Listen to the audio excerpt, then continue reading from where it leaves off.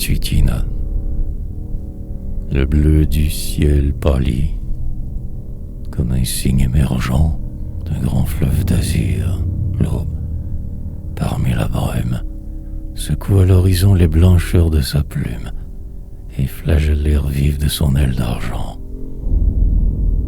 Un lent tressaillement autour d'elle s'éveille, et, par flots onduleux jusqu'au zénith monté, dans l'azur transparent déroule la merveille des formes qu'envahit sa vibrante clarté.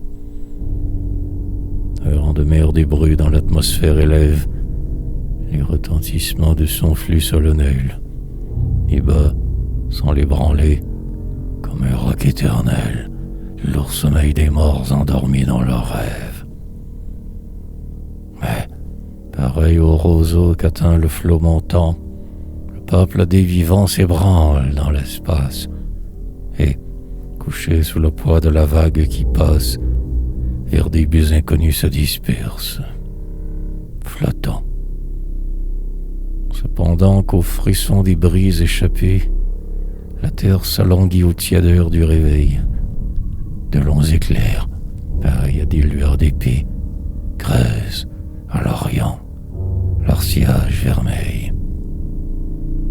Alors l'oiseau divin, le cygne, l'aube blanche, sentant dans l'air en feu son âme se sécher, comme le vieux phénix sur la flamme se penche et meurt dans le soleil comme sur un bûcher.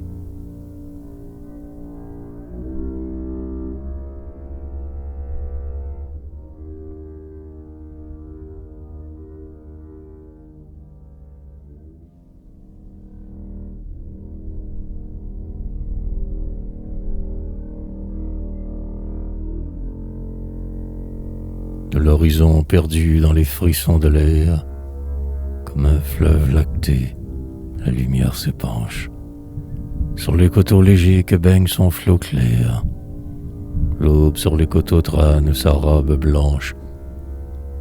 Les grands arbres, sentant les oiseaux éveillés, chuchotent dans la brise errante où s'évapore l'âme des derniers lits par la nuit effeuillée. L'aube sur la forêt pose son pied sonore. Sur l'herbe drue où court l'insecte familier, une gaze de longs fils d'argent s'est posée, et la bruyère aiguë est pleine de rosée. L'aube sur les gazons égrène son collier.